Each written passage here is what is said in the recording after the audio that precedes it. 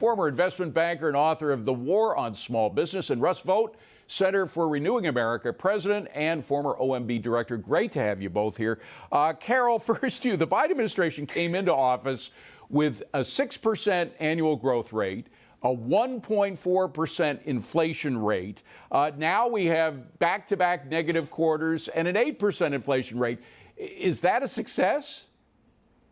I think it's a raging success, don't you, Dave? I feel like the boom of the economy is raining down upon me, and I'm swimming in all of the extra dollars that I have. Maybe if you're standing on your head and looking at the graphs the wrong way, you're right. But well, I mean, it is. It's upside down world. And if you think about, Janet Yellen's previous tour, she went on a tour to tell everybody that we weren't going to have inflation and that, $600 limits on e-commerce were to go after billionaires. So either she is just, completely dishonest or a complete fool. Either way, not a great thing. And so I would imagine that this victory tour is going to be much of the same. Well, Russ, the V-shaped recovery really started under the Trump administration, did it not? I mean, it was clearly the pandemic knocked us on our butt and just killed the economy, killed the world economy. But we had a V-shaped recovery going well until Biden came into office, right? We absolutely did. We put all the fundamentals in place to absorb the economic shock from the pandemic and the corresponding economic fallout from that, and to be able to get us growing as fast as we possibly could. And that's what we left the Biden administration, and they have utterly ruined it with their spending, their tax increases, their anti-energy regulatory policy, and it's a mess, and it's going to continue to be a mess. And they can't just go out and try to put lipstick on a pig and hope that the American people aren't going to notice, because it's just not going to work. Well, Carol, of course, a lot of the COVID spending began under the Trump administration, but a lot of that was short-term. It was emergency funds, the spending, and we can put up all the money that's been spent since Biden, since 2020. I mean, that has been extraordinary, an explosion of spending that is semi-permanent. I mean, most of that spending, most of these projects are not going away anytime soon. Trillions of dollars. Of course, it's led to inflation. And I'm sure that businesses don't feel that this is a success, do they?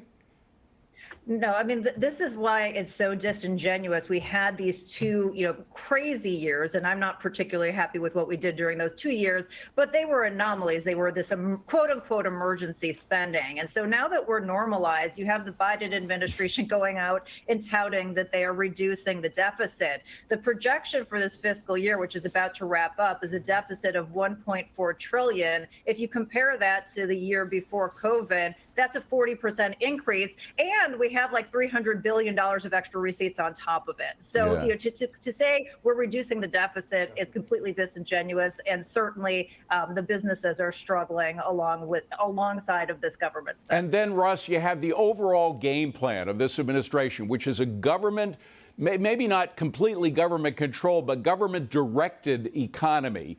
Janet Yellen has the gall to call it supply side economics. Let me put up her quote from January. She said, "Our new approach is far more promising than the old supply side economics, which I see as having been a failed strategy for increasing growth." Well, we can talk about an 8-year presidency of Ronald Reagan. We can talk about an 8-year presidency of Barack Obama and compare the two, because Reagan's was real supply side. And look what happened. Reagan had a 3.5% annual growth if you average it out for 8 years. Barack Obama had a 1.6% average. Now, they both came in during a recession. One could argue that they were both very deep recessions. So all things being equal, Ronald Reagan did twice as well as Barack Obama, the real supply side economics.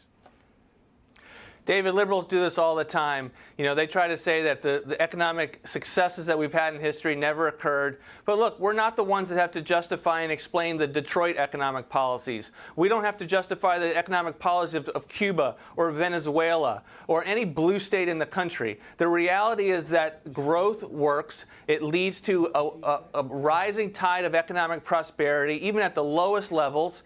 And it allows us to be able to be a fiscally strong country. That's what we left the Biden administration, and that's what they are just utterly ruining right before our eyes. And Carol, you focus on small business. I mean, they are the backbone of our economy. They do most of the hiring in this economy, most of the sweating, quite frankly. Do they feel comfortable with a government telling, particularly a government like this one, the executive, which really doesn't have much experience in business? As you know, I wrote a book called The War on Small Business, and every policy that has come out of big government for years now has all been to the detriment of small business. So no, they're not particularly comfortable. They were the first shut down. They were the longest shut down. They didn't get the appropriate due compensation for that. Then they had to deal with the disrupted labor market, inflation. They have been feeling the effects of the government stimulating demand. I mean, that's literally what they did. They stimulated demand, ignoring supply, and we have record historic inflation and 2 quarters of a technical recession. Yeah. So yeah, nobody is loving that, and it's certainly not the small businesses. No, and there's going to be a lot more manipulation coming from the bureaucrats as we see this explosion in IRS agents, and that's something to talk about another day. But boy, oh boy, doesn't look good. Gang, thank you very much. Carol and Russ, appreciate it.